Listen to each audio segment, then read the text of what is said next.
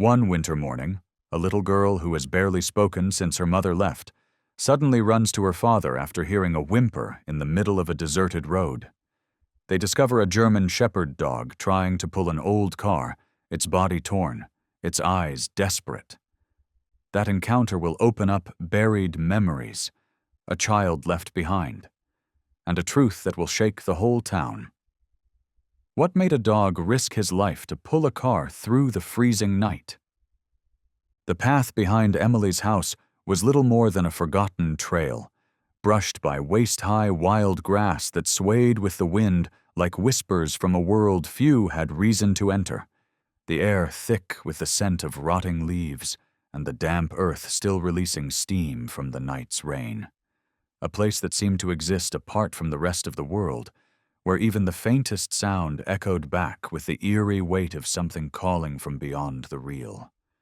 Emily often walked that path in the late afternoon, always alone, always quiet, her gaze fixed on the scattered pebbles beneath her feet and the faded tire marks slowly being swallowed by time, her fingers tightly wrapped around the elastic band circling her wrist, a habit so ingrained it no longer felt like choice, but perhaps the only thing she had left after the day her mother left without a word, never once turning back.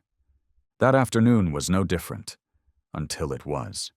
Until a sound, so small it could have been mistaken for wind brushing through reeds, stopped her in her tracks, her heart stuttering as though something long broken inside her had just cracked wider at the sound of something painfully familiar, and yet utterly unknown. A whimper. A soft, strangled sound, as if muffled by dust and the pressure of lungs too tired to breathe. It wasn't a stray cat, nor any animal she'd grown used to hearing in the neighborhood. It was something else entirely. Emily froze, listening harder, and this time, there was no mistaking it. The sound came from the bend at the far end of the path, where the trees grew thick and the sun filtered through the canopy in fragmented streaks, pale and shifting like breath across a sleeping face. She quickened her pace, breath hitching, eyes wide, and as she pushed through the tall grass that now brushed her shoulders, what appeared before her made her stop so suddenly it was as if her feet had turned to stone, bolted into the earth by the sheer force of what she saw. An old wooden cart, its wheels bent and cracked, sat lopsided in the middle of the trail, abandoned like a memory too painful to carry. It was loaded with heavy, torn sacks, stuffed with who knew what, scraps of cloth, rusted cans, shattered bottles, and splinters of sharp wood. And just ahead of it, a dog, a German shepherd, large, but so emaciated its ribs cut through its fur, once proud and thick, now matted with mud and streaked with dried blood. One of its hind legs trembled uncontrollably, buckling with every breath, and a harness strapped across its chest had dug deep into the skin, leaving bruised, bloody furrows like scars from a burden it was never meant to carry. The dog was pulling the cart. Pulling. Alone. Each step it took was a battle against gravity and pain, its body swaying like a tree in the wind, trying to hold on under the crushing weight behind it, every inch marked by exhaustion and wounds that looked less like accidents and more like the result of cruelty. And when the dog finally collapsed, quietly, as though even falling was something it had learned to do in silence, a small sound escaped its throat again, a whimper so thin it pierced straight through Emily's chest like a hand squeezing the breath out of her lungs. There was no one else, no footsteps in the dirt, no voice calling out, no trace of an owner, just the dog and the cart, and that lonely road where no one had passed for days. Emily didn't think, didn't hesitate, didn't feel fear. She ran forward, dropped to her knees beside the dog, her hands trembling but reaching out anyway, barely grazing the filthy fur as though afraid her touch might cause more pain, her eyes locked onto the dog's, clouded, dull, but holding a trace of something that hadn't yet died. Not fear. something closer to surrender. The dog didn't flinch. No growl, no jerk of surprise. It simply looked at her, still, steady, as if it had been waiting, as if it somehow knew that help, if it was ever going to come, would come from this child, from these eyes, this voice, this will that was too young to give up. Emily pulled the scarf from around her neck, gently pressing it against the wound on its front leg, where the blood still slowly oozed. Not a word. Then she stood, leaving behind her backpack, leaving even the rubber band she always carried, and ran. Feet pounding the damp earth, lungs searing, breath caught halfway between sobs and gasps, but never once looking away from the image burned in her mind. A dog once strong, now broken, dragged to the edge of silence by pain, yet too proud to cry out for help. The trees swayed, whispering with the wind like voices mourning something they could not save, and Emily ran through the golden light, slanting at the end of day, toward the weathered rooftop of her father's home beyond the willow trees. And for the first time in years, she opened her mouth and shouted, "Dad, there's a dog! It's hurt! It's dying on the road!" Her voice cracked, raw, torn from a place deeper than fear, but the words came out sharp, urgent, like a blade cutting through the walls she'd built around herself ever since her mother disappeared. Daniel Carter, the quiet man who had grown used to his daughter's silence, looked up from his old wicker chair under the porch, eyes following her sprinting form, pale with fear, her hand outstretched behind her. Before he could ask anything, she was tugging his sleeve, her voice breaking again. "Please, hurry! You have to save it!" Daniel stood. Fast, no questions, no hesitation. Because in his daughter's eyes, for the first time in what felt like forever, there was life. And as they ran toward the overgrown trail where the sunset had begun to glow orange, almost warningly, Daniel whispered to no one in particular. Not to God, not to himself, maybe only to the shadow of the girl beside him. Please don't let her be too late. But when they reached the bend, where tree shadows swallowed half the road and the cart sat still as a grave marker, Daniel slowed. Because the eyes of the dog, now lifted to meet his, were no longer the eyes of something waiting to die. They were the eyes of a survivor, holding something back. Something only the dog knew and had been waiting for the right person to finally unlock. Since the day her mother left, Emily had barely spoken. Not because she couldn't, but because she no longer had a reason to, as though every word that once lived in her throat had fallen away one by one, silenced by unanswered questions, by nights spent hearing her father's quiet sighs in the dark, and the absence of a mother who once promised to return soon, but never did. So when that whimper echoed down the empty road, it stirred more than pity. It called back something buried beneath layers of stillness. Emily didn't remember how fast she ran, only that the wind stung her cheeks and dirt clung to her hair. But she didn't care, didn't stop to wipe the tears already running since the moment she saw that dog. Alone, starved, worn down by a weight no creature should ever carry, yet so much like the pain she never found words to share. Daniel heard the footsteps before he saw her, and when his daughter burst onto the porch, breathless and wild-eyed as if pulled from a flood, he lowered the book he hadn't really been reading, squinting, listening, because he thought he'd just heard the impossible. A voice, a plea, spoken by the child who hadn't spoken in nearly 2 years. "Dad, the dog. It's hurt. It's dying on the road." Emily nearly screamed as she tugged frantically at his sleeve, her other hand pointing wildly behind them, toward the horizon where the last light of day fell in amber streaks over the distant trees, their shadows merging with the deepening dusk. Daniel didn't ask a single question. He moved at once, grabbing his coat, a flashlight, and the old blanket he usually used when fixing the car out in the yard. There was still a faint smear of blood on Emily's hand, remnants of when she had tried to stop the bleeding on the dog, and it was that, more than anything else, that made hesitation impossible, even for a second. They retraced their steps down the old path, where the ground had grown cool beneath their feet, and the last remnants of daylight slanted low, gilding the forest's edge in fading gold. Emily ran ahead, her small feet crunching over loose stones, gripping the flashlight with a grip so tight it trembled, her eyes fixed on the trail, never looking back, while Daniel followed close behind, his longer strides slower, but his gaze locked on her thin silhouette. The daughter he once feared might never speak again. When they arrived, the dog was still there.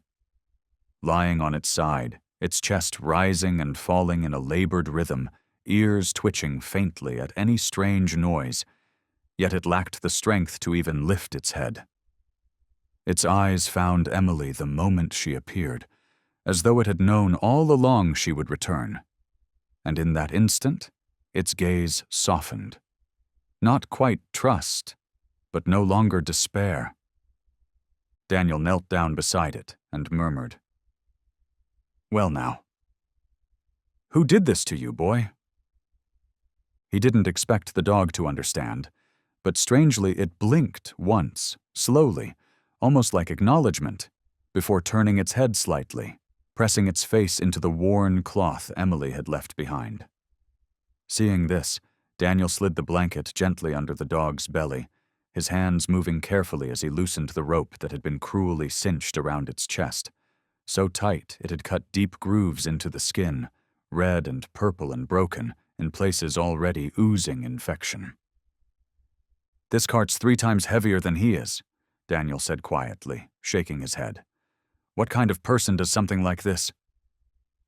A quick check revealed no name tag, no microchip, only a dull metal plate dangling loosely from its collar, no name inscribed, just a few faint, scratched-up characters, nearly illegible. Emily stared at the tag, then whispered, softly, as though summoning a name she had known long before arriving here. "Max." Daniel looked at her. "You know his name?" She shook her head. "No, but I think he's Max." He didn't press further. Perhaps because in that moment the name Max felt strangely right, so instinctively true it was as if it had always belonged to this dog, and the world had simply forgotten how to say it. Daniel wrapped his coat around the dog's frail body and lifted it into his arms. Despite its size, Max was lighter than he'd expected. Bones jutted beneath thin fur, legs cold, belly sunken from days without food. As he lifted the dog, Max didn't whimper, didn't struggle. He just looked once more at Emily, his eyes never leaving hers.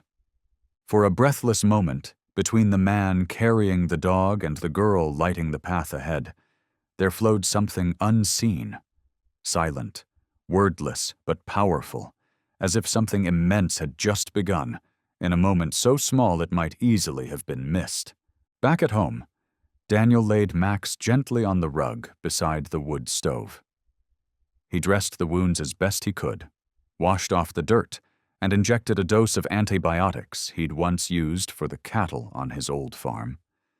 Emily sat nearby, her hand steady as she held the basin of water and a cotton towel. And then, after a while, Daniel realized she wasn't just helping. She was singing, a tiny tune, fragile and off-key, but undeniably a lullaby, the one her mother used to hum on cold nights when the wind rattled the windows, and the two of them would curl under a thick quilt, giggling softly as she told bedtime stories about talking dogs and children who could hear their own hearts speak. Daniel stood still.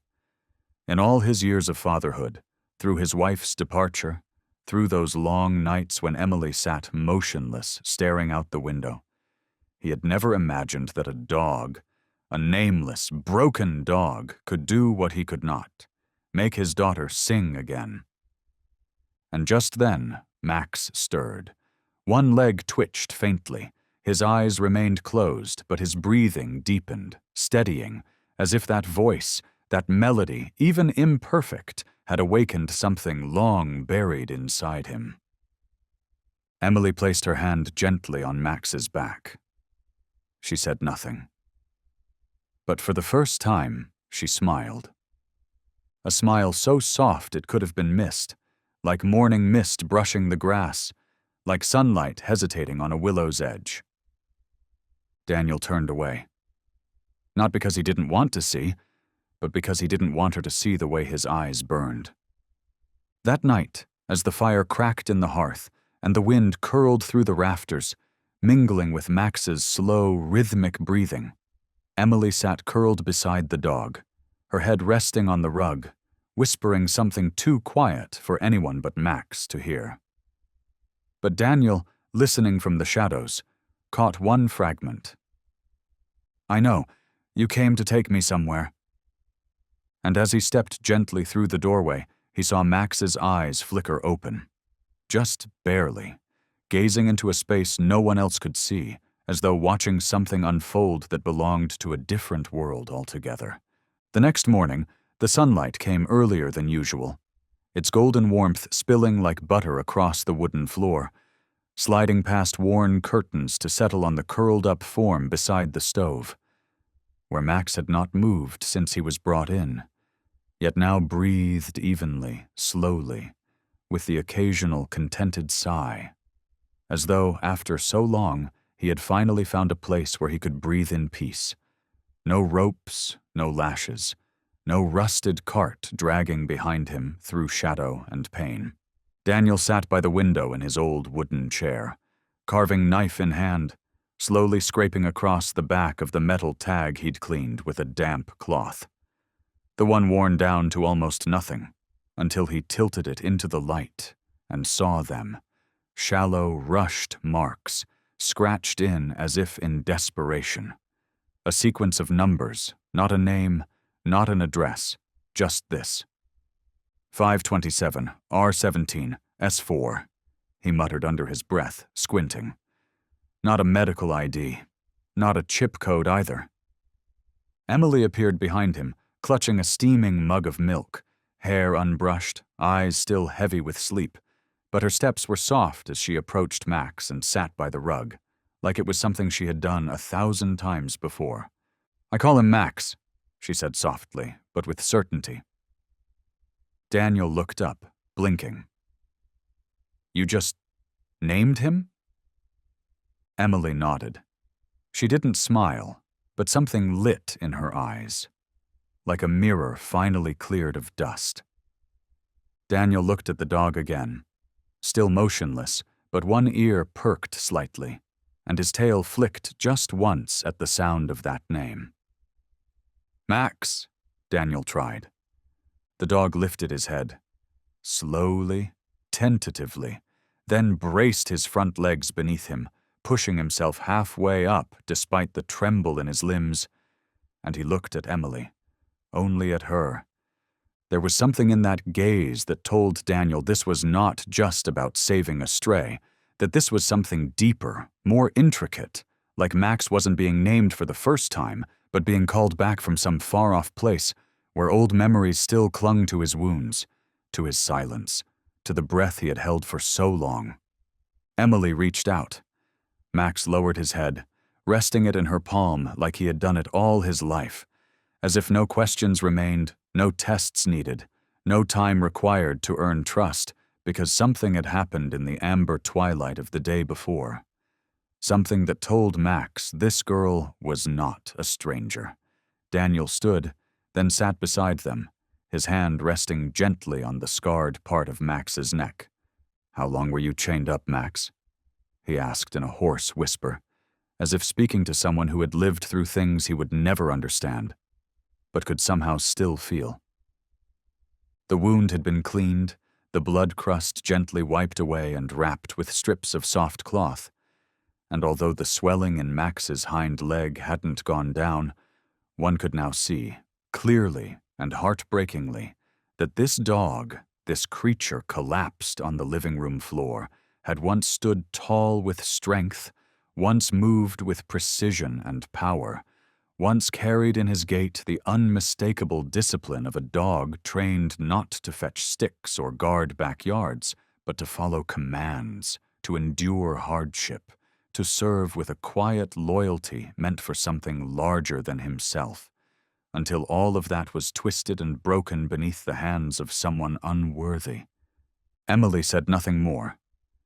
She simply sat beside him, one hand resting lightly on Max's shoulder, the other playing with the edge of the rug, her eyes drifting into a distance no one else could see, as if she were listening to a sound meant only for her, something caught in the folds of memory, a whisper echoing from a place far beyond the room, far beyond the moment, maybe even from Max himself, or maybe from the part of herself that had been left behind the day her mother walked away without goodbye. Daniel watched his daughter, not listening for what she might say, but reading instead the language of her presence, the way she no longer melted into shadows, the way she reached out instead of drawing inward, the way she sat in stillness yet was fully there, no longer avoiding, no longer afraid, as if this battered dog had somehow pulled her back into herself, not with words, but with breath and silence shared between two wounded souls. All day, Max did not leave the living room. Daniel didn't push him to eat, only placed a bowl of water beside the rug and left some soft food nearby. Emily read quietly next to Max, sometimes not even turning the pages, sometimes simply scribbling without purpose in her notebook, shapes that could have meant anything. But when Daniel looked over, he saw them. A wooden cart, a fraying rope, a large shadow with sunken eyes. As night settled in, Max slept more soundly. No twitching, no startled breaths. Emily gently covered him with a thin scarf, then turned to her father and whispered, "I think Max knows he's been saved." Daniel nodded slowly, and I think so too. The little house hadn't felt this warm in years, not because the fire was stronger, but because something had stirred awake, something alive between these walls that had grown used to silence, something unspoken between a girl who hadn't found her voice in years and a dog who had been treated like he didn't matter, now lying between them, not as a stray, but as the missing piece they hadn't known they needed until it was right there, breathing with them. Darkness fell faster than usual, as if the cold had rushed down the hillsides, slipping through the branches and cracks in the porch floor, wrapping the old wooden house in a stillness that wasn't empty, but waiting. Waiting atop the slope, where only two people had lived for years now. A man who once served as a carpenter in uniform, and a child who had grown accustomed to living in hours, then days, then years of silence. Max lay on the soft rug near the stove, the fire crackling low, casting a golden-orange glow over fur no longer caked with mud, now clean but patchy, revealing bandaged wounds, bald spots, and pale veins barely hidden beneath skin that had thinned from hunger. His eyes were half closed, fluttering open now and then, uncertain if he was standing guard or simply getting used to a feeling long forgotten. Safety. Daniel sat at the table, pencil in hand, recording Max's injuries into a small notebook, as if putting things down in words might anchor his thoughts from drifting too far. Where had Max come from? Who had hurt him? And why, of all places and moments, had he appeared on that exact trail, on that exact afternoon, when Emily had chosen to walk there again for the first time in weeks? He didn't know, but what he did know was this. Emily hadn't disappeared into her room after dinner like she always did. She remained on the floor, close to Max, wrapped in the old wool blanket, her eyes fixed on the fire, as if watching a silent film only she could see. Max didn't sleep deeply, but he wasn't anxious either. Just there, breathing slow, ears lifting gently when Emily shifted beside him. No leash, no command, no barrier. The dog simply chose to stay. Outside, the wind began to hum through the pine trees. The dry branches tapped against the roof, like the soft knock of an old memory trying to find its way back in. Daniel approached the stove, placed another log into the fire, adjusted the vent for a gentle burn, then stepped back, standing still, saying nothing, doing nothing to break the quiet. And in that space, between the crackle of flames, the whistling wind, and the light scratch of pencil on wood, Daniel heard something unexpected. Emily was singing. Not loud, not clear, but singing. A lullaby, old and half-remembered, the same one his wife used to hum when cradling their daughter on cold nights, back when Emily's world had not yet tasted abandonment, not yet known the weight of absence or the ache of being left behind. It was a cradle song. Slow, drawn out, hesitant at times, like a child searching through the dust of memory for notes once familiar, pulling them up from the quietest corners of her soul, corners locked away for so long that even she might have forgotten they existed. Daniel didn't turn. He kept his eyes closed, his body still, not daring to move, not even to breathe too loud, for fear that any sound might scatter the moment like smoke. He had once tried to make her laugh again, once left notes on her door, once played the old music her mother loved. But none of it had ever worked. And now, here in the hush of winter night, with a wounded dog lying beside her, his daughter was singing. And Max, almost as if he understood, blinked slowly, then gently pressed his head into Emily's arm, his whole body relaxing with a long breath, his legs curling in like a child who had finally found rest after wandering through too many nights alone. Emily's voice faded. No one said a word. But everything had changed.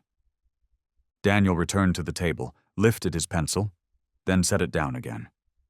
In the end, he pulled the chair close to the window and looked out into the darkness spreading across the trees.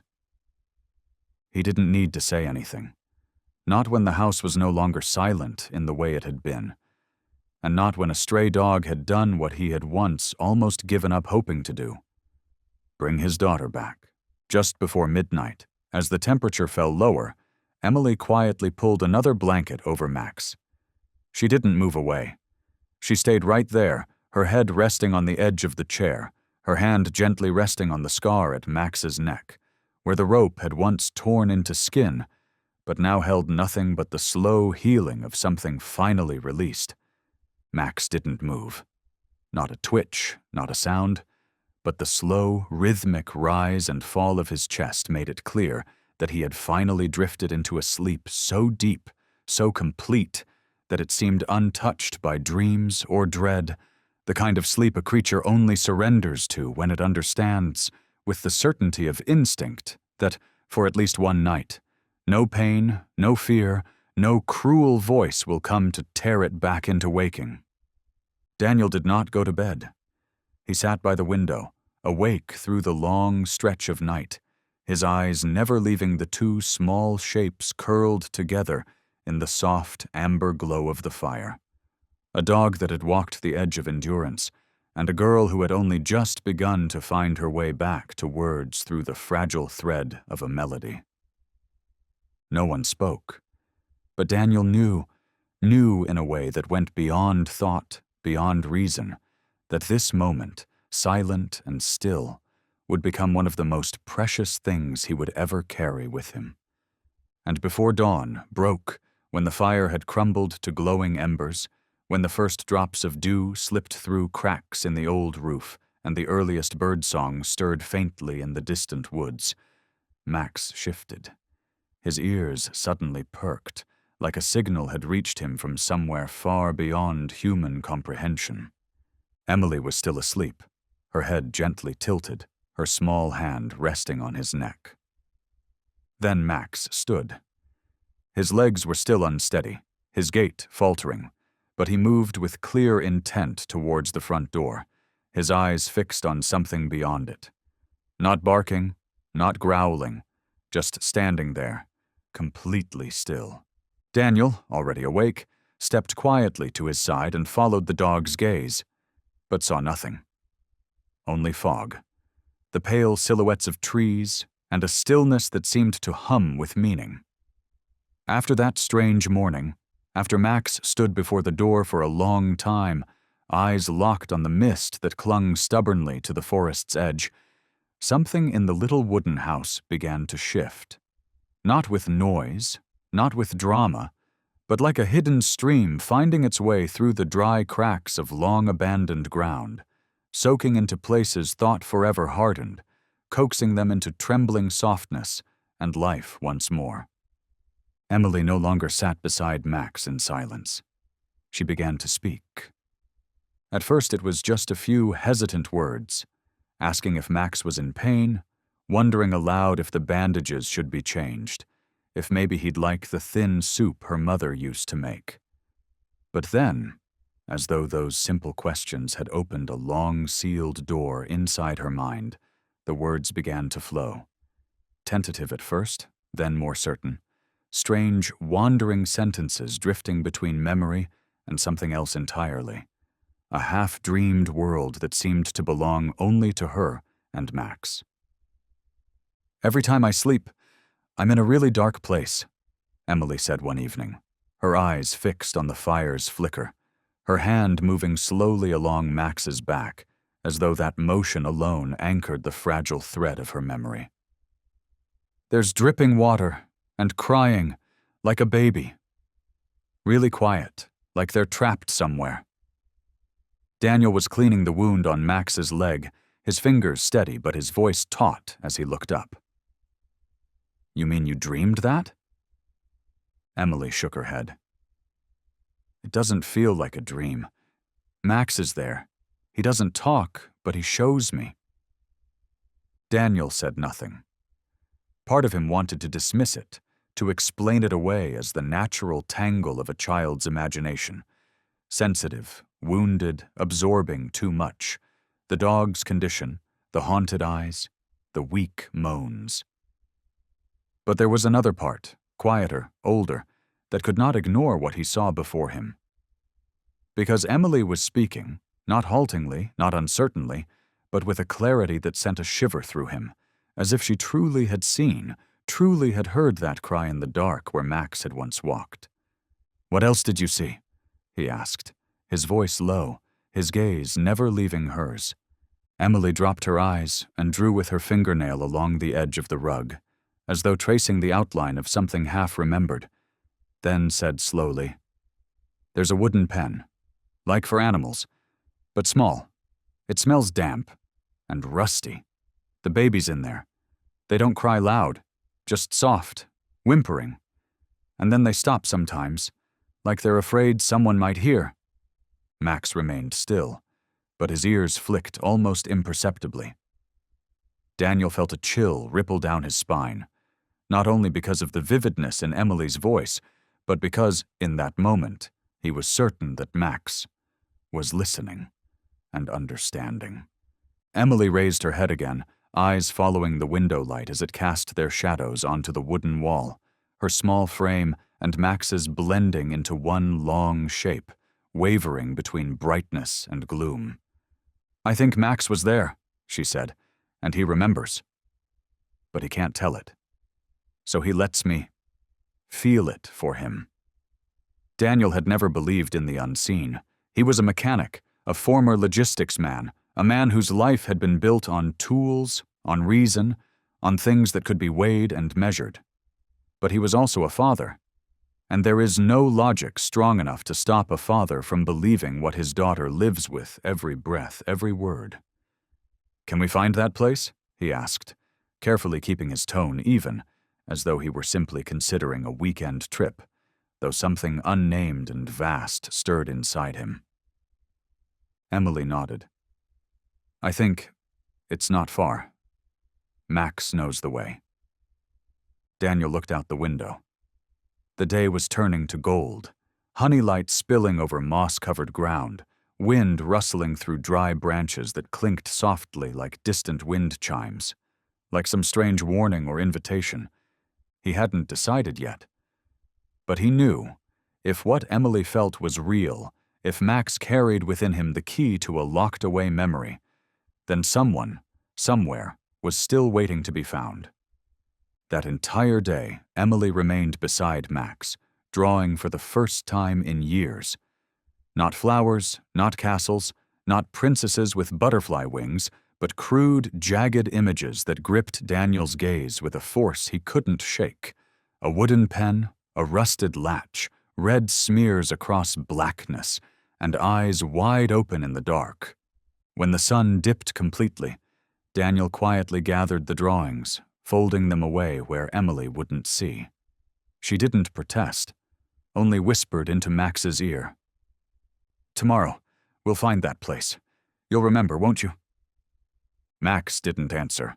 Of course not, but his eyes glinted softly, and his tail gave one brief wag, like a nod. That morning, when sunlight had only just spilled across the hilltop, and the sky still shimmered with thin mist, Daniel felt it, that something had shifted. Not just in Emily, not only in Max, but in the very air around their home, as though the long-standing silence of their days had reached some invisible threshold, and from its far edge, truth was beginning to inch forward, quietly, but relentlessly. He carefully lined the trunk with old blankets, checked the ropes, packed dried food and water, then turned to see Max lying still by the porch. Eyes open, ears alert, but not moving, as if he already knew the destination, had seen the road that Daniel himself had yet to imagine, and was merely waiting, not for permission, but for companionship. Emily brought out her drawing, a wrinkled piece of paper, its bold and fading pencil lines forming a crude map. A patch of land, rough lines for trees and fencing, and a lone house with no windows. Max looked at it, then stepped forward, sniffing the page gently, as though marking it in some silent, ancient way. Daniel saw the moment, brief, unmistakable, when memory and instinct seemed to meet. And he understood. They had to go. But not everything went as planned. That afternoon, just as they were about to cross the western woods, an old path leading toward an abandoned hill beyond the outskirts of town, a small silver-gray truck turned off the main road, its tires kicking up clouds of dust, grinding over tree roots with a cracking noise that sounded unnervingly like bones underfoot. The truck stopped in front of them. A man stepped out, tall and thin, broad shoulders hunched slightly, wearing a worn leather coat and a fedora pulled low over his eyes. In his hand was a creased, quarter-folded piece of paper. He didn't greet them, didn't ask a thing. He simply looked at Max, then turned to Daniel, and said in a voice rasped raw from old cigarettes and older whiskey, "That dog belongs to me." Daniel gripped the wheel tighter. Emily, seated in the back, stared at Max, then turned to her father, waiting, hoping for a denial. But Daniel couldn't answer yet.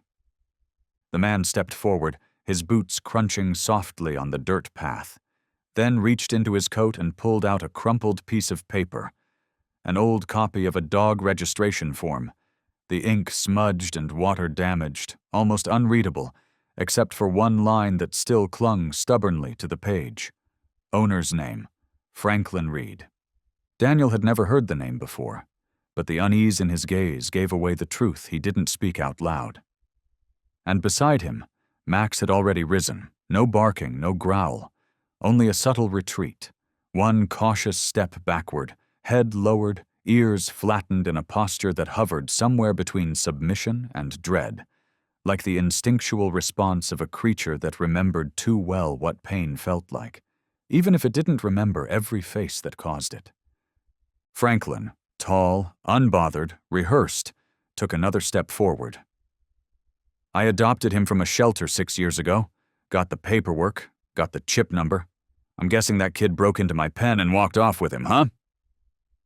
Daniel's stance shifted. My daughter didn't steal him. We found this dog pulling a wooden cart down the road. He was injured, nearly dead. There was no one with him, no one searching. Franklin shrugged, tone flat like a man repeating a line he'd used too many times. He ran off. Chain must have snapped. I'm just here to get him back. Won't take long. But Max didn't move. He stayed close to Emily, his body pressed to hers, eyes locked onto the man, not with familiarity, but with something deeper, rawer, something that couldn't be explained but could only be felt, like the way a scar tingles at the presence of its maker. There was no wagging tail, no recognition, only memory of leather, of rust, of slurred shouting and the metallic tang of fear soaking into the dirt beneath a cage. Daniel looked down at Max, then back at the man. If he really belongs to you, I can't stop you. But at the very least, he needs a medical check. His injuries are extensive. I've got veterinary records, and I've filed a report with local law enforcement. Franklin's eyes narrowed, the first hint of annoyance bleeding into his voice. Police? You called the police? I did, Daniel replied calmly. Because if this dog, if Max, really is yours, then someone needs to answer for what's been done to him. The air shifted, thickened, as if even the trees held their breath. The wind died down, and Max, barely audible, let out a low growl that only Emily could hear. A rumble that seemed to rise from a place deeper than the throat, a place where pain and memory sleep side by side. She clung to him tightly, her arms wrapping around his neck, eyes locked onto the stranger she'd never seen before, but somehow already knew. This was the man who had left Max alone in a dark place, behind bars that smelled of rust, where whimpers were swallowed by the cold. Franklin lifted his cap, revealing a jagged scar that ran from his temple down to his cheek. Fine, he said gruffly. I'll come back with the police, but make no mistake, I'm getting him back. I've got the papers. Don't think you can keep what isn't yours. He turned abruptly, his boots digging into the earth as he stomped toward his truck, the door slamming so hard it startled the birds from the branches. The wheels spun, flinging clumps of wet mud behind them, and the vehicle disappeared around the bend like a dark slash tearing through the hillside.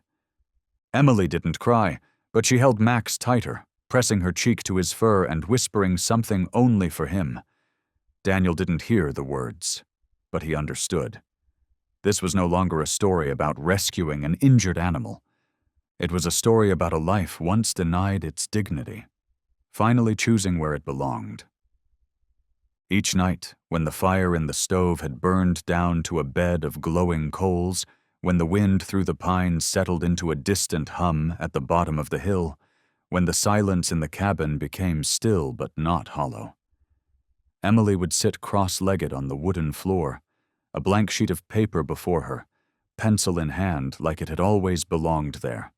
And in her eyes, Daniel saw a kind of light he hadn't seen in years. Not the flicker of a child at play, but the focused, steady light of someone reaching for something deeply real, something only they could see, but had to bring forth before it vanished. Max always lay beside her, his head resting on her leg, eyes closed but ears constantly shifting, like every stroke of graphite across paper tugged gently on a thread in his mind, pulling loose the pieces of memory he'd tried to bury. Images rising slowly from the dark, shapeless at first, but undeniable in their truth. The first drawing, a dog on a short chain, blood at the neck, and behind it, a faceless figure looming in shadow. The second, a wooden cage, padlocked, with a small human figure curled into a sleeping position, arms around knees, head swallowed by dark. The third, a patch of wet flooring, warped and stained where water leaked down a wall, and something beneath it, bulging as if the ground had been pushed upward from underneath. Daniel never interrupted. He simply watched, sometimes photographing the pages, noting the dates in a small journal of his own. And when he could, he sent copies to friends from the old rescue unit, people who knew forgotten towns, isolated farms, off-the-grid shelters. No one recognized the place. No one had seen anything like it. But the uncertainty didn't dim Daniel's conviction. If anything, it sharpened it. Because this wasn't fantasy. It wasn't imagination strung together from scraps of dreams or old movies. This was something Emily had seen. Maybe not with her own eyes, but through Max. "I'm not sure if the child is a boy or a girl," Emily murmured one afternoon, as sudden rain pounded on the tin roof, sounding like 100 fists drumming in warning, while Max lay motionless by the door, eyes fixed on the blur of falling water. But I remember breathing, so soft, like someone trying not to be heard. Daniel sat beside her, a warm mug of tea in hand. "You see it in dreams?" Emily nodded. "Every time I sleep near Max, it comes." Not quite a dream. More like he's telling me, not with words, but pictures, feelings, sounds. Sometimes I hear the drag of a chain on wooden floors, and a voice whispering, "Don't let them hear you." Daniel didn't know how much to believe. But when he looked at Max, his scarred body, his silent strength, he knew some things didn't need to be explained to be real. That night, Emily drew another image, not a cage, not a floor, but a pair of eyes, two wide eyes, round and staring, filled with something that cut through every layer of paper, every wall of time, eyes that looked out beyond wood, beyond steel bars, beyond the dark itself. And in those eyes, Daniel saw something he could not name. Not just fear, not only pain, but something deeper. Something that hadn't been found yet. "I think Max wants us to keep going," Emily said softly, her hand never leaving the pencil line she was tracing, her voice as steady as the conviction it carried. "That baby, it's still out there somewhere." Daniel let out a slow, heavy breath. Not of disbelief, but of a weariness rooted in the weight of possibility. "If you're right, then we need to find a place with a wooden cabin. A pen, something that leaves a mark." "No," Emily said, shaking her head gently, eyes still on the drawing. "It has to be a place that used to exist, but maybe it doesn't anymore." And it was those quiet words spoken with such startling certainty, that made Daniel flinch, not because they were strange, but because they were true. He knew, as anyone who has carried scars for too long will know, that wounds left too long will be covered over, that houses which have held horrors are often left to rot, torn down, or buried beneath the dust of time and silence. And that, more than anything else, was what left him staggered. The realization that if Max truly carried within him the memory of something terrible, of something done and hidden, then there must be evidence. There must be remnants. But if no one ever looked, if no one ever believed, if the only witnesses were a girl who hadn't spoken for 2 years and a dog with no voice at all, then who would be willing to dig that past back up? Daniel knew he stood at a choice. Keep Max and accept the threat of that man, Franklin, returning, demanding what he so coldly called his property. Or obey the law, do what was expected, and hand Max back, only to spend the rest of his life carrying the weight of what Max's eyes never said, but had already told him completely.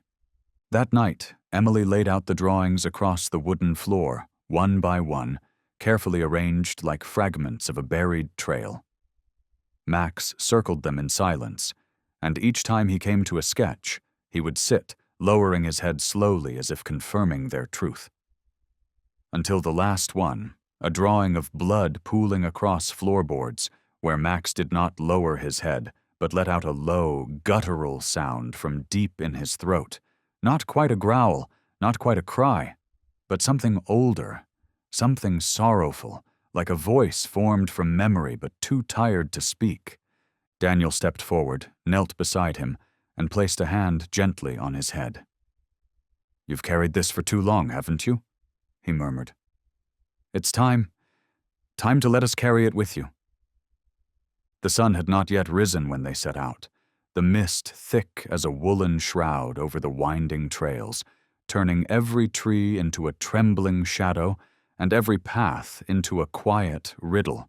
Daniel closed the truck's tailgate softly, adjusted the straps on his backpack with care born from urgency, and glanced across the flatbed where Emily sat holding Max.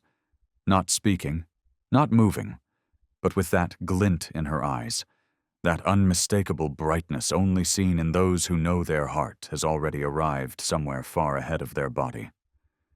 The small piece of metal found sewn into the collar lining, worn down, bent, barely legible except for 3 words.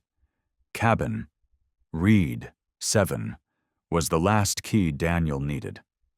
With the help of Mr. Wallace, a retired forest ranger living 15 miles outside of town, he uncovered records of a patch of forest on the northern fringe where cabins once stood in numbered rows, long abandoned since the late 80s after a messy land dispute and the kind of whispered rumors no one ever confirmed.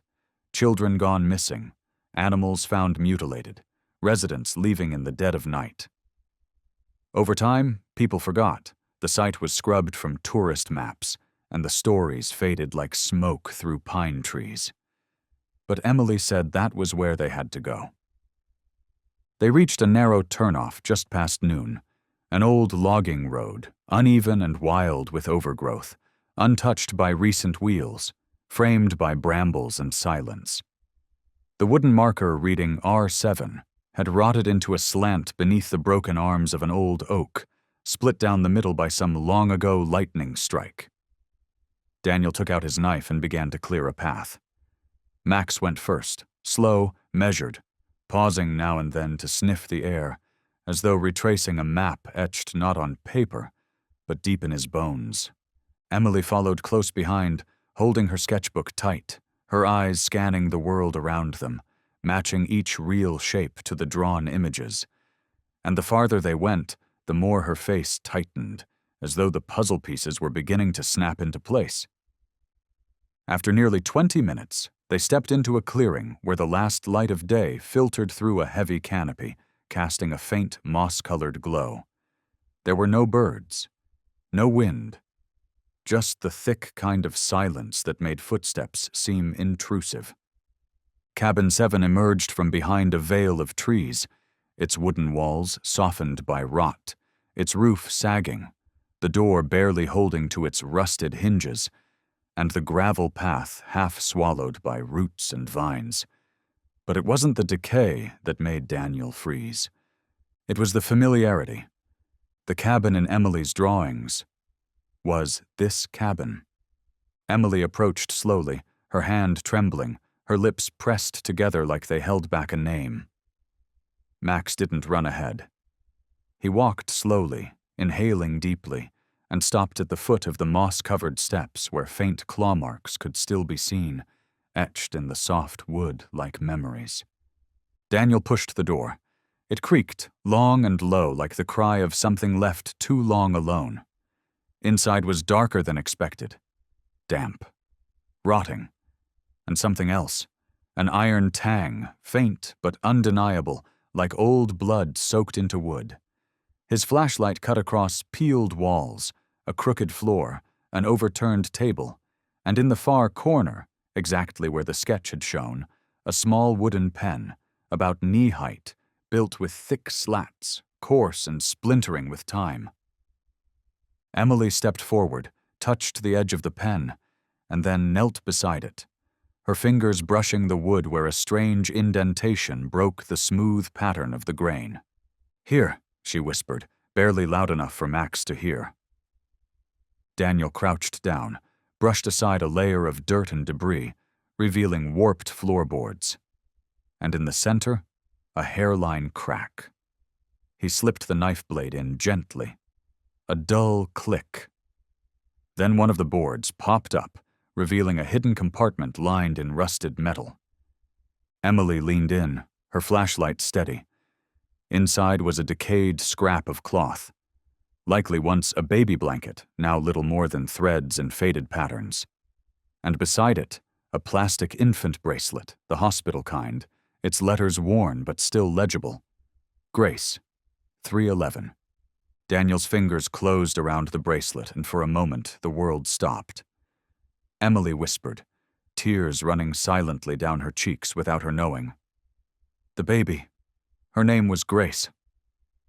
Max sat down, his gaze turned outward, toward where the sun had begun its descent. He didn't bark. He didn't move. He just inhaled. A long, heavy breath, as though something inside him had finally settled into place. Daniel held the bracelet tighter, turned to look at Emily, and in her eyes he saw something fierce and unwavering. Not fear, not doubt, only the clarity of a truth waiting to be unearthed. Then Max moved toward a thick patch of underbrush near the edge of the clearing where moss and lichen clung to stone and the last light painted the wet earth gold. His coat glistened with dew, but his eyes were sharp, locked onto something hidden beneath a layer of loosely packed dirt. A stained cloth protruded from the ground, half covered in mud, as though something had only recently been pulled from a place too long forgotten. Daniel dropped to his knees without a word. One look at Max, and he knew. His hands trembled as he uncovered the cloth, pulling gently until... A sound. Faint. Weak. A breath. Like the tiniest rustle of life. Emily froze, clutching her sketchbook to her chest, her feet rooted to the ground, her breath caught mid-throat, and then Daniel pulled away the last layer of earth. Inside the filthy cloth bundle was a baby, barely alive, skin bluish, slick with mud and dried blood, yet unmistakably breathing. A real child. So small it didn't seem possible, its limbs stiff with cold, breath so shallow Daniel had to place his ear near its chest to hear the fragile rasp. Eyes shut tight, tiny fist gripping the cloth like it was clinging to its last tie to this world. Oh, dear God, Daniel breathed, voice cracking into something no longer voice. Without thinking, he stripped off his coat, wrapped it around the baby, pulled it tight against his own body to warm her.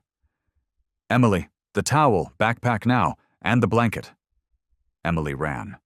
No panic, no hesitation. Something ancient had awakened in her, an instinct so pure it bypassed fear. Max turned too, his body drawn close, tail low, eyes fixed on the infant, still and intense. No commands needed. He knew. By the time Emily returned, Daniel had pressed his palm against the baby's chest, searching for a rhythm, and found it. Weak, yes, but steady. Alive. A miracle here, in the middle of a forest thick with silence and shadows. They didn't stay long.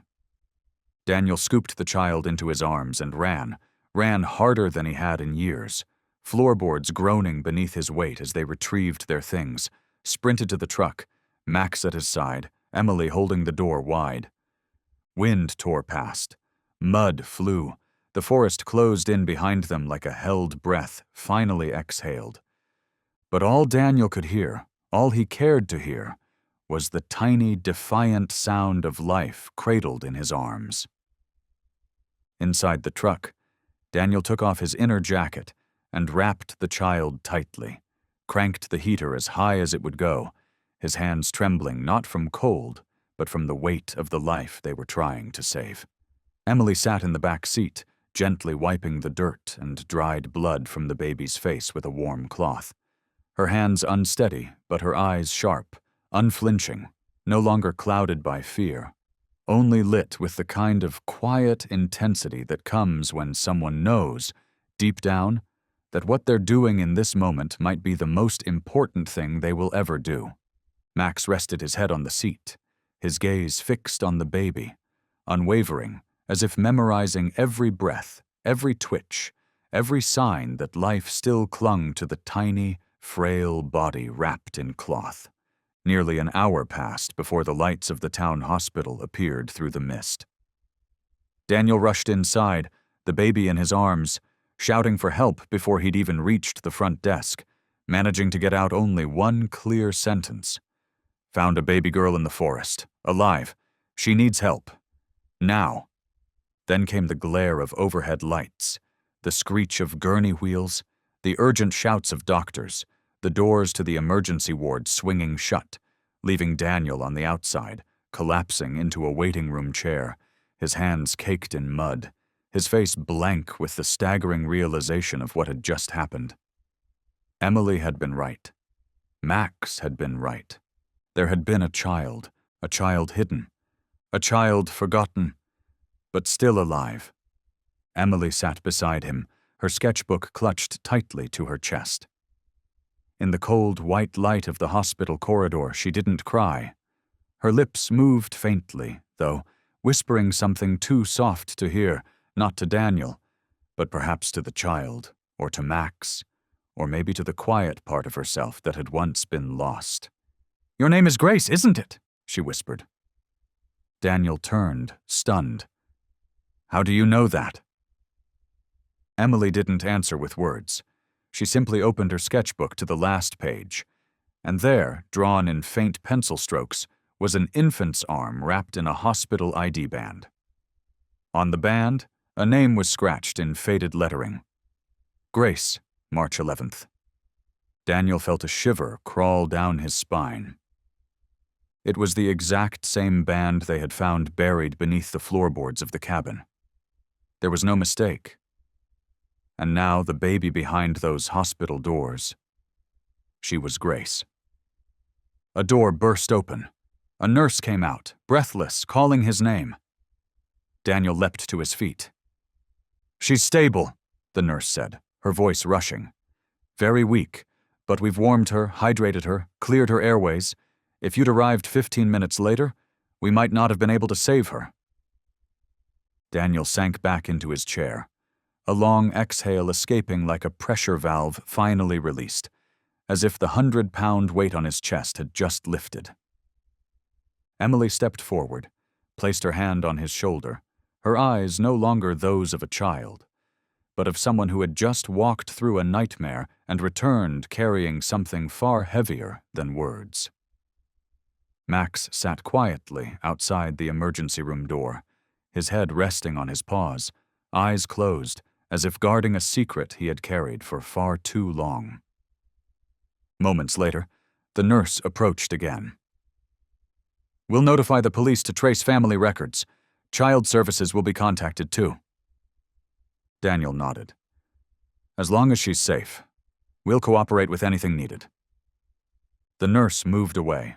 Emily remained still, her gaze locked on the glowing doorway at the end of the hall, like someone standing at the edge of a memory they never lived, but somehow knew by heart.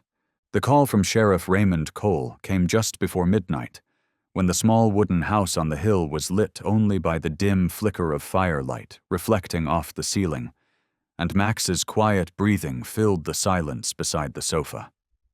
Daniel was preparing ginger tea for Emily when the phone rang, cutting through the stillness like a knock at the door deep in the woods. He picked it up, hands still damp. "Daniel?" Cole's voice came low and hoarse on the other end, each word weighted like it had passed through a wall of hesitation. "We have a problem." Daniel straightened. His eyes drifted toward Max, whose ears had suddenly perked up, head lifting with alertness, as if sensing a wind change before the storm arrived. "Franklin Reed?" Daniel asked. "Yeah, he just showed up at the station," Cole replied.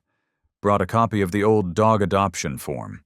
Outdated, but still technically valid. And he's not just here for Max. He's claiming a stolen asset, something he wouldn't name, but the way he said it made my skin crawl." Daniel's grip on the receiver tightened. "Does he know about Grace?" "Maybe," Cole answered. We haven't released anything to the press. But he showed up too precisely, and worse, he's filed for a warrant to search the property." A long silence stretched across the line, between one man who had become a father to a girl who had forgotten how to speak, and another sworn to uphold peace in a town that had rarely known trouble. "Cole," Daniel said slowly, "if he had Max, and Max led us to Grace, then something horrible happened at that cabin. I can't let him take Max, and I won't let him near Emily." "I get it," Cole said, voice barely above a whisper. "But his papers haven't been invalidated yet. I need time, and I need you to keep both of them safe." Daniel hung up. Outside, the wind picked up, rattling the windows with sudden force. Emily entered the room, blanket in hand, gently wrapping it around Max before turning to her father, her eyes glinting with the sharp light of knowing. No words were exchanged, but she understood. She had known, from the moment the cabin appeared, from the moment she held the bracelet engraved with GRACE, that something dark was beginning to stir. The next morning the town was blanketed in a dense mist that swallowed streets and silenced birds.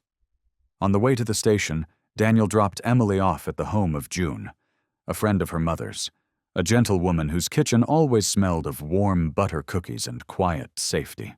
Max refused to leave Daniel's side, climbing into the truck without hesitation. No longer a wounded animal seeking refuge, but a soul who knew exactly what he was walking into. Franklin Reed was already seated in the station lobby, eyes like knives, his wiry frame still and sharp, one hand resting on a worn leather bag that held documents, photos, and a letter bearing the name of a lawyer from another state. "My dog," Franklin said flatly, "and property stolen from my cabin. I want them both back." Daniel sat across from him, gaze steady, studying the face marked by a scar that crossed one cheek and disappeared into an unshaven beard, a face that wore coldness like armor. Max positioned himself between them, growling softly when Franklin stepped closer, his lip lifting just slightly, his ears folding in that way that spoke of trauma and defense etched into muscle memory. "That property you're referring to," Daniel said, voice low, "is a newborn child." Franklin smirked. "I didn't say that. But even if it were, who's to prove she's not mine?" Cole stepped forward. "You claim you've cared for this dog, but Max's vaccinations expired 2 years ago. No updated health records, no recent photos, and the cabin, Unit 7, is not legally yours. That land reverted to the state in 1991. Franklin shrugged. "No one made me leave. I was squatting. My things are still there. That gives me rights." "You didn't report the dog missing," Cole pressed. "No one around here's ever seen you with a dog named Max, and you show up right after Grace is admitted to the hospital. That timing isn't coincidence." Franklin's hands clenched, his expression darkened. "That child isn't mine," he muttered. "But she was something I took care of." The words, spoken plainly, hung in the air like a storm cloud ready to burst. Daniel nearly stood. "You took care of her?" he said, voice rising. "A baby buried under a tree, no diapers, no milk, left with a dog beaten to hell for company?" Franklin's laugh was soft, twisted. "Who said I buried her?" Max let out a growl so deep it vibrated through the floorboards, brief, guttural, and sharp, like a blade cutting straight into the chest of the man before him. That evening, when Daniel returned home, Emily was already waiting on the porch. In her hands, a new drawing, one that showed a shadowy figure dragging something heavy into the woods, followed closely by 2 bright shapes. 2 dog eyes. Daniel didn't have to ask. It was Max, and the memory was real. "Dad?" Emily said quietly, her voice barely more than breath. "I think Franklin was the one who locked Grace away, and Max was the one who dug her up." Daniel's hand clenched instinctively. He didn't need time to consider. He already knew. They had to act first. There was no other way. "Tomorrow," he said, voice low but steady, "we go back to the cabin. There's something beneath the floor. It could be evidence. It could be the whole truth." Emily nodded once. Max licked her hand gently, like a silent vow passed from creature to child, one that didn't need to be spoken to be understood. That night, long after the house had fallen into silence, a sound stirred near the back door. Soft, almost imperceptible, like fingers brushing against an old wooden latch. And then, nothing. Daniel woke instantly, moved to the porch with a careful urgency, but there was only the moonlight stretching the tree shadows across the cold ground like fingers reaching for something that had not yet come. But Max had already risen. Ears sharp, eyes fixed on the woods, on that edge of darkness waiting for something that had yet to be named. The moon had climbed high by then, cold and perfect, round as a watchful eye cast from some unseen sentry above the forest, and its silver light spilled quietly over the weathered roof, dripping in dull streaks through windows and cracks, resting faintly on the floorboards, the table, the door ajar just enough to suggest peace, though the house itself held its breath. The Carter home sat quiet on the slope, looking asleep from a distance, but inside, every detail felt taut, every creak and whisper alive in the sharp hearing of Max, who remained posted near the back door, alert since dawn, when Daniel had left with Sheriff Cole to return to the cabin. From that moment on, Max hadn't let Emily out of his sight, not for a breath, not for a heartbeat, moving with her from room to room, from window to hallway to kitchen, as though fearing that even a blink might break the delicate order of a world they'd only just begun to reclaim. Emily sat in the living room, drawing. Her hands no longer trembled. There was no more hesitation. Each pencil line etched onto paper like a whispered memory, an imprint of something Max was still transmitting, his own way of telling the story.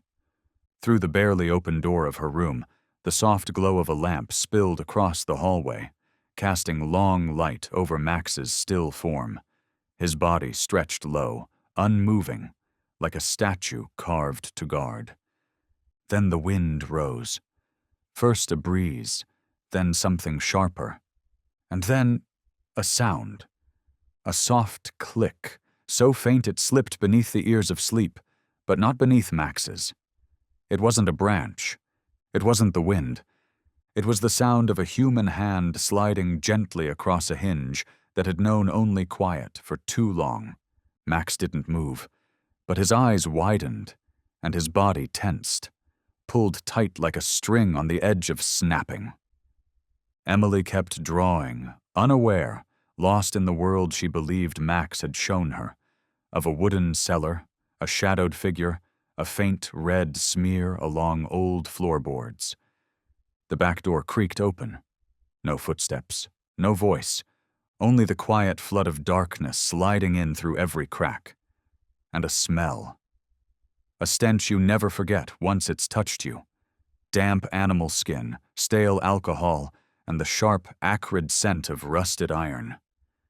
Max growled low, not loud enough to startle Emily, but enough to send a signal. Someone was here. Franklin Reed stepped into the house as if he'd always belonged there, his figure merging with the shadows like something summoned rather than born, his right hand clutching a worn wooden-handled knife, its blade dulled at the edges but polished smooth at the center, the kind of wear that only comes from use, not from threat. He said nothing. No command, no sound. He passed the kitchen, slipped through the hallway like bad wind-made flesh. Max moved to block the entrance to the living room, standing tall and still. Emily looked up, and what she saw in his eyes was no longer softness, no longer sorrow, but something honed, sharp, and ready. A blade drawn, waiting only for the right moment. Then Franklin stepped into the light, Emily didn't scream.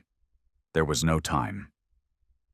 Max roared, not a bark, but a deep, thunderous snarl that shook the doorway, and launched himself forward, hitting Franklin square in the chest, knocking him back into the wooden cabinet with a crash that rattled glass. The knife dropped, embedding itself into the side of the table with a sickening thud. Max lunged again, claws catching Franklin's leg, not to kill, not to maim, but to slow. Franklin howled, cursed, then kicked out savagely, striking Max in the ribs. Max staggered, one paw folding under him from the old wound reopening. But his eyes never left the intruder. Emily bolted to the phone, hands trembling over the buttons, breath coming in short gasps as she spoke. "Police! Please! He's here! Reed! He has a knife!" Franklin advanced, crushing broken glass beneath his boots, eyes wild, lips curled as he hissed through clenched teeth. "She's mine. No one gets to take what's mine." Max roared again, louder, deeper, and hurled himself at Franklin just as the man reached for Emily's arm. They collided, crashing to the floor, Max landing square on Franklin's chest, jaws open wide, breath hot and furious. He didn't bite, not yet. But his teeth hovered at the man's throat, and one drop of saliva fell to the collarbone, an unspoken countdown that needed only Emily's nod. But she didn't nod. She stood trembling, tears running freely, and screamed, "Max, stop!" Max froze, breathing hard, but he didn't attack again. 7 minutes later, the police arrived. Sheriff Cole burst through the door, Daniel close behind, his face pale and drawn.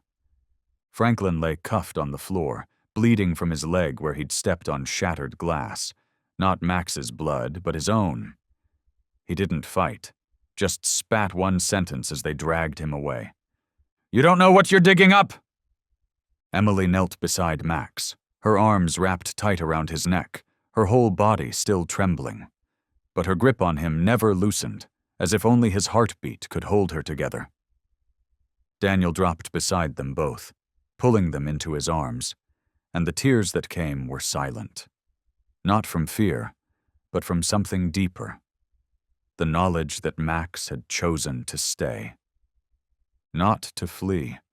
Sheriff Cole stood in the doorway, watching the now crowded house filled with flashing lights and police radios, then turned to Daniel. "We searched the cabin," he said, voice lower than before. "Found what he didn't want us to." Daniel swallowed hard. "What was it?" Cole looked at him, eyes dark. A box, buried beneath the cellar floor, inside, locks of hair, broken toys, and a list of names, almost 10 of them, all children, all missing for over a decade. No one thought of Franklin. He lived on the edges. No one watched him.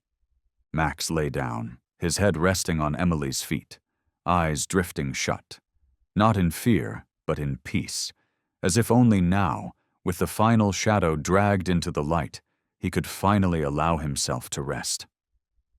The next morning, gentle light poured through the thick glass of the neonatal intensive care unit, casting soft golden trails over the misted air, drifting past rows of tiny incubators that lined up like cocoons of quiet hope. Each breath, each twitch, a small defiance against all odds. Inside the 4th unit from the left, Grace lay sleeping, wrapped in a pale blanket, her arms tucked close, her skin now flushed with life after hours of warmth and care. On the monitor beside her, her heart beat steady, green, then red, then green again, a rhythm that no longer sounded mechanical, but like a whisper from a world newly saved. Emily sat quietly by the glass, her forehead resting against the cold plastic of the chair, eyes locked on the child she had never held, never heard cry, but to whom she felt tethered by something no language could quite name.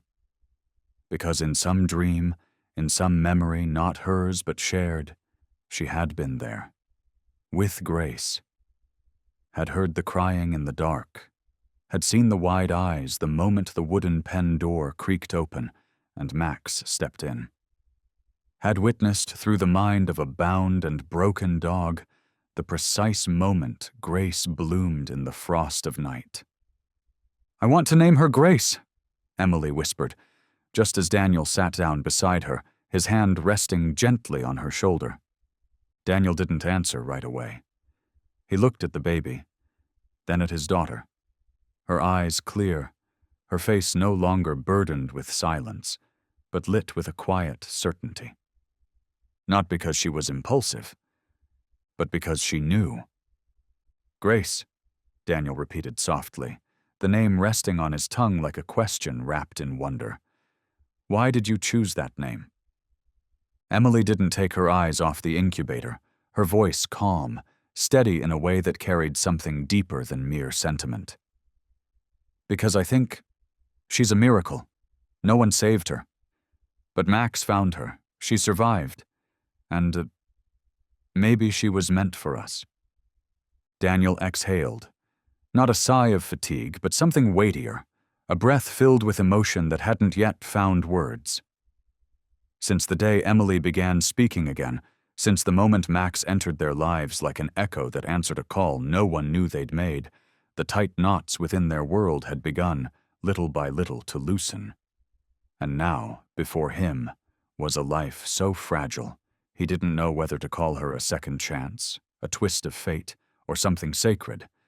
But in Emily's eyes, Grace already had a name, already had a place. "Adoption.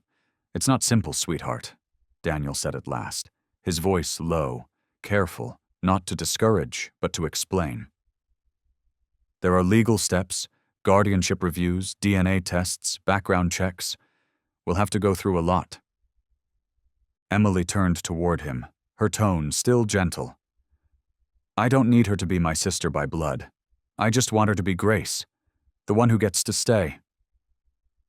Daniel bowed his head, elbows resting on his knees, hand pressing to his forehead as if trying to still the thoughts spiraling in every direction.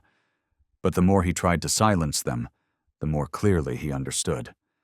This was no longer about forms or laws. This was about the heart. He had lost his wife. He had once believed he wasn't enough to raise a child who had broken so quietly, so deeply. But then Max had come, and Emily had begun to breathe again. And now Grace, a child abandoned, unclaimed, unnamed in any system save for the brittle ID tag wrapped around her wrist, had been chosen, not because of kinship, but because of compassion. That same afternoon, Daniel walked into Sheriff Cole's office. "Raymond," he said, his voice clear, steady, "I'd like to file a formal petition for guardianship of Grace, temporary or permanent, whatever the law allows." Cole didn't speak right away. He opened the file folder in front of him, then looked up and said quietly, "I've been waiting 3 days to hear you say that, Daniel." "Has anyone come forward?" Daniel asked. "No," Cole replied, shaking his head. "No DNA matches in the national database. No missing child reports, no inquiries. Grace might as well have been born out of the forest." Daniel gave a single nod and stood, turning to leave, but stopped when Cole called out behind him. "There's something else," he said. "Tomorrow we'll interrogate Franklin again, this time with evidence. But I think it's best if Emily doesn't hear what we found." Daniel turned slowly. "What is it?" Cole's voice dropped. "A baby chain, half burned, dog bite marks, and on it, Max's DNA." Daniel didn't answer. He walked out into the fading light, the weight inside him heavier than before. Not from fear, but from knowing. Max hadn't just survived that darkness. He had fought it, more than once, to protect a life no one else had bothered to see. That evening, under the soft glow of the reading lamp, Emily sat cross-legged in the living room, her arms wrapped tightly around Max, brushing gently through his fur still faintly scented with antiseptic. Daniel sat at the table, silently filling out the guardianship forms, each letter firm, each signature unwavering. On the line marked child's full name, he wrote, Grace Carter. Emily looked up at her father, eyes shining. So, she'll stay with us? Forever? Daniel didn't answer right away. He raised his eyes, smiled faintly, then nodded. Once, small but sure, as if he weren't just speaking to his daughter, but to himself, to something inside him that had long needed to believe that no matter how shattered the past might be, there would always be room for someone to stay, if the heart was brave enough to open the door. That morning, after days of heavy fog, the skies above the hills had cleared with strange suddenness, as though the night had swept the forest clean, leaving behind a crisp, golden sunlight that spilled over the rooftop of the Carter cabin, warming every blade of grass, every stone in the front yard, where Max lay stretched across the porch step, eyes half closed, ears alert. Emily sat beside him, sketchbook balanced on her knees, turning a worn pencil between her fingers. Daniel stepped out, a stack of papers in hand, guardianship petition, identity verification, a letter pledging long-term care, and he was just about to speak when he heard her voice, soft and clear, as though meant only for the dog beside her, or perhaps for someone listening from further away. Max, what about Charlie? He's still alive, isn't he? Daniel froze.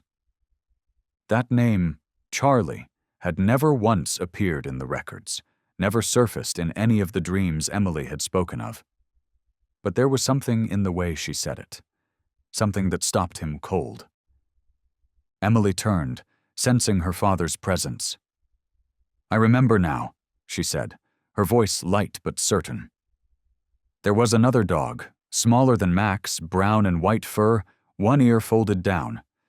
His name was Charlie. They were kept together.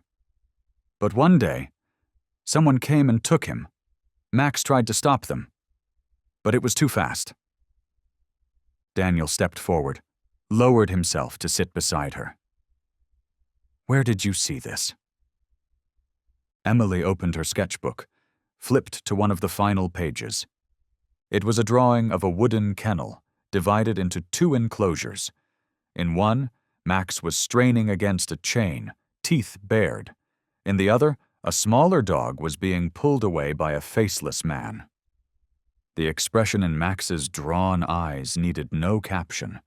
It was despair, helplessness, the silent scream of someone being left behind. Last night, I dreamed Max called Charlie's name, Emily whispered, not with his voice, with his eyes. I heard it because I was there, in the dream. I saw Charlie look back, scratching at the floor, before he disappeared. Daniel looked at Max, who still lay quietly, not reacting as he often did. But when Emily placed her hand gently on his head, Max tilted toward her and gave a single, soft lick, as if to say yes. Do you know where Charlie is now? Daniel asked. Emily shook her head. Not exactly, but there was a yellow light, like a window, and wind chimes, like glass touching. There was the smell of baking, almond, like the cookies Mrs. June makes, and the scent of old fabric, like woven blankets. I think someone kind took him. Maybe he was saved too? Daniel took the sketchbook, examining each detail closely. Nothing in the drawing was random. These fragments, these impressions, were like pieces of a hidden map, stitched together from memory and instinct, from something only Emily and Max could interpret. You might be right, Daniel murmured, and if Charlie is still out there, he might carry memories too. Emily held her pencil tighter. Then we have to find him. She didn't plead. She didn't ask. She declared a point. Daniel leaned back in his chair, gazing up at the clearing sky, listening to the birds returning to the branches, and felt something rise in his chest. Not dread, not confusion, but belief. Belief in something that had once felt impossible, that the memory of a dog might be the key to uncovering a story no one had dared to finish. That night, after visiting Grace, now stable, no longer in the incubator, Daniel spent hours searching every known rescue center in the surrounding counties, tracing back over a decade of records. Most had closed, some had changed hands. But tucked into a corner of an archived network map, he found a strange listing.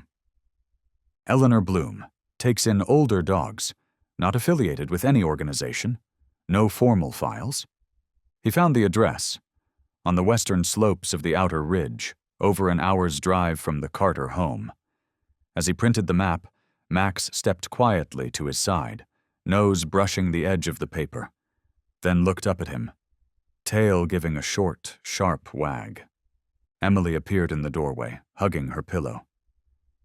"Max remembers, doesn't he?" she asked, her voice as soft as mist. Daniel looked at Max. The dog didn't bark, didn't growl, just stood up, walked slowly toward the door, then turned back, eyes steady, waiting. As if saying, "I'm ready. Let's finish what we started." He nodded once, slowly, as though sealing something sacred. "Tomorrow we leave," he said. "We go find Charlie."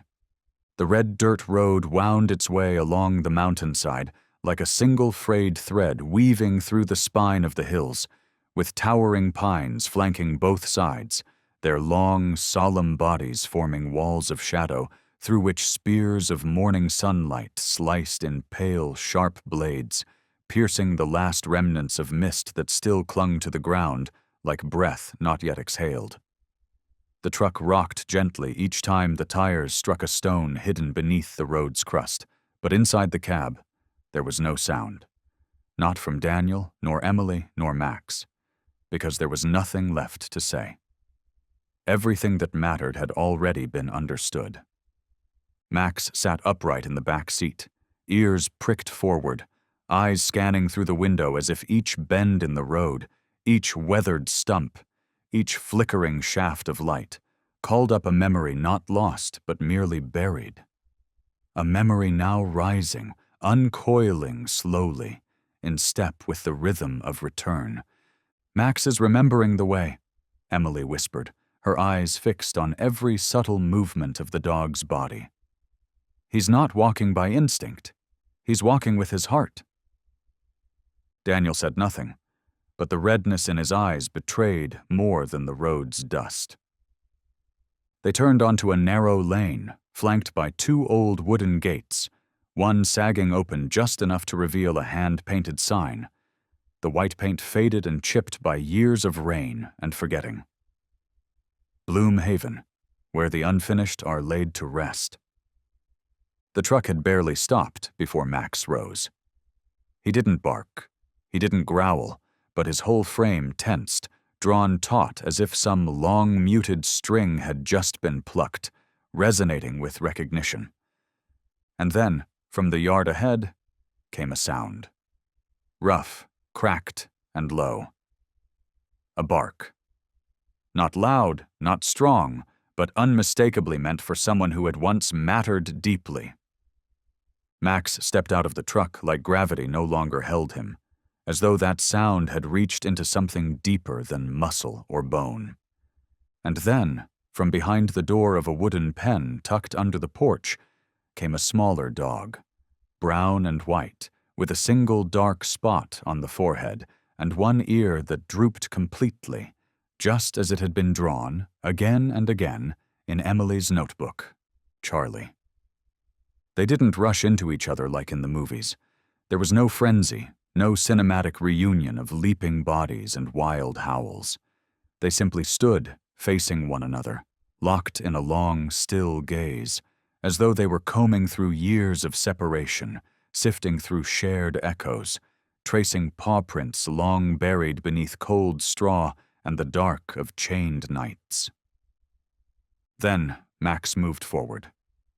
Charlie raised one paw and placed it gently on Max's head, a gesture neither rushed nor timid.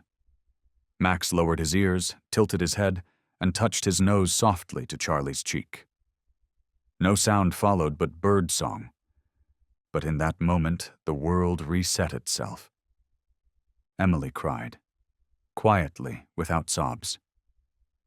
Daniel stepped forward, but before he could speak, a woman's voice rose behind them, old but warm, the texture of wool brushing against wood.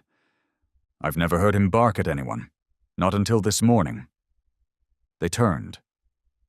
Eleanor Bloom stood there, her silver hair gathered neatly at the back of her head, her green wool coat catching bits of sun, a steaming cup of tea held delicately in her hand.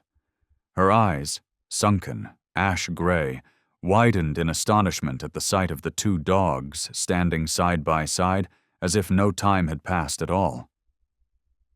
"Charlie was left on my porch by a delivery man nearly 8 years ago," she said, once they had all settled on her porch, cups of tea cradled in carved wooden mugs. "He was in such a sorry state then, ribs like a cage, a rusted chain wound around his neck, eyes so broken he couldn't meet anyone's gaze. But still, he chose to survive."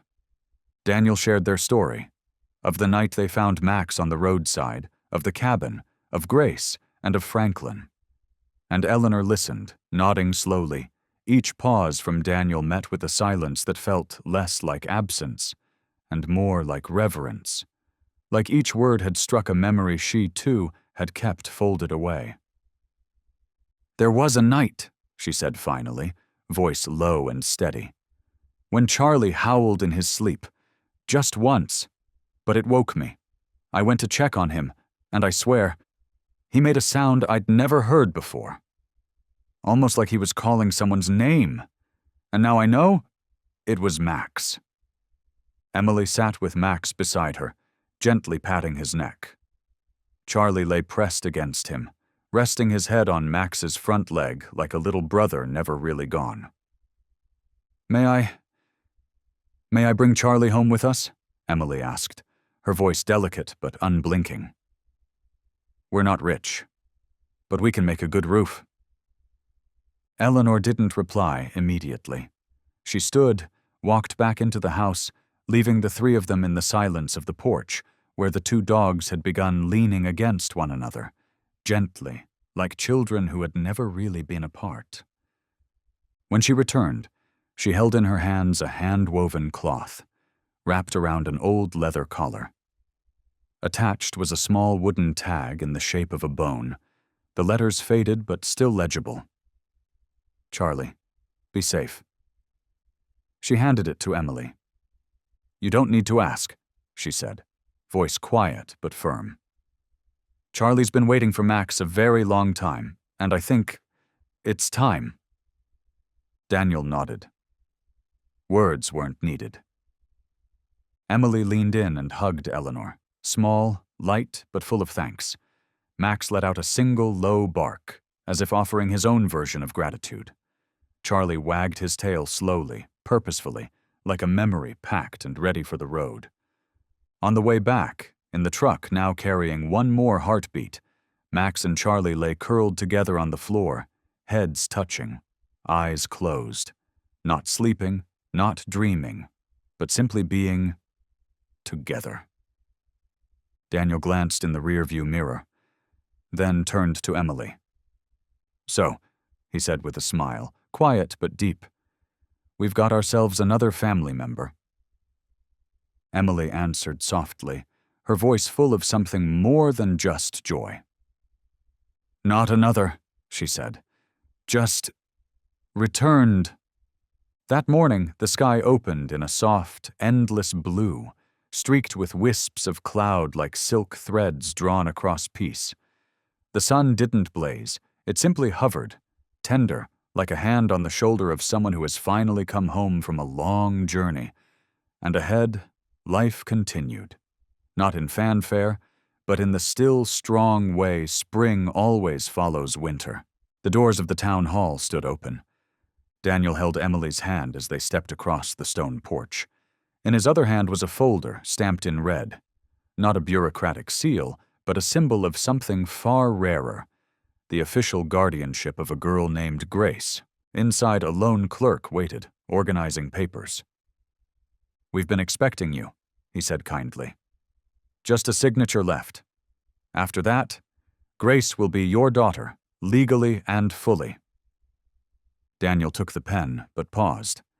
He turned to Emily, wearing the old knit dress her mother once made, holding her sketchbook tight against her chest, her eyes brimming not with longing, but with certainty. Then, slowly, he signed, each stroke of ink as steady and permanent as the footsteps that had brought them here. Not a house built of brick and lumber, but of love, and the kind of choices that never come easy. That evening, the wooden house on the hill celebrated a first birthday, not in balloons or candles, but in the cake that June baked. The quiet laughter of Emily as Grace squished icing onto her nose, in Max stretched beneath the table, dozing in peace, and Charlie circling in delirious joy, tail spinning like a compass, finally finding north. Daniel lifted Grace, now warm, pink-cheeked, laughing her first laugh, brief but clear, a sound like a bell rung softly in a heart that had once forgotten how to feel joy.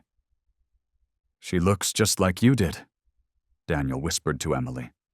"Same eyes, like she's always seeing something better, even when she doesn't know its name." Emily didn't reply.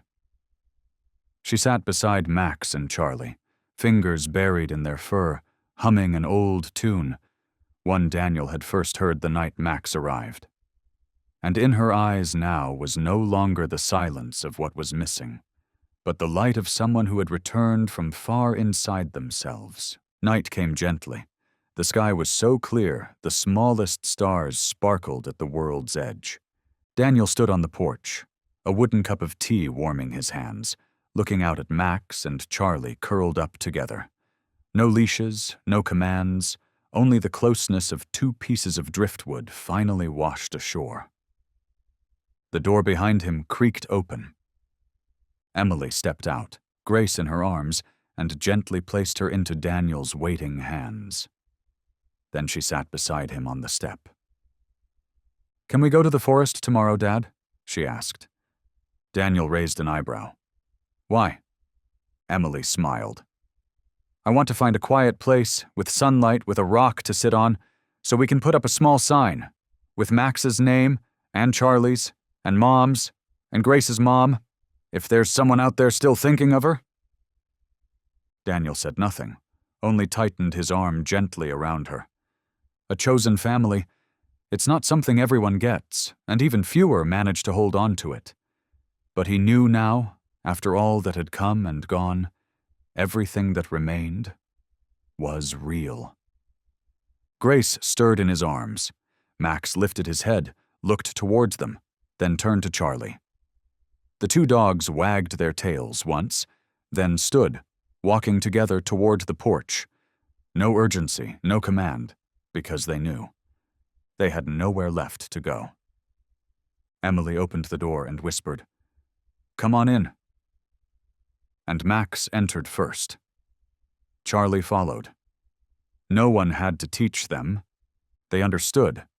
From this day on, they were home.